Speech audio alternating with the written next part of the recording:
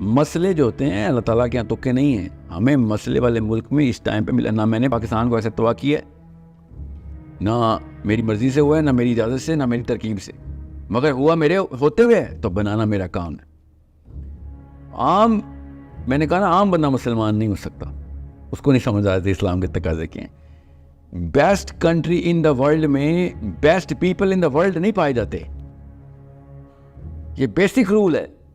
Worst countries in the world के अंदर best people in the world के potential होते हैं। Best countries of the world नीचे जाती है।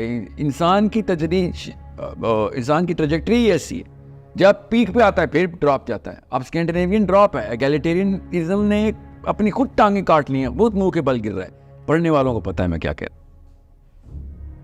मुझे कोई शक नहीं है कि उन्होंने इंतज़ामी अमूर हमसे बहुत बेहतर कर ली, मगर मुझे इस बात में भी शक नहीं है कि मेरा कुरान उनके इंतज़ामी अमूर को शर्माएगा।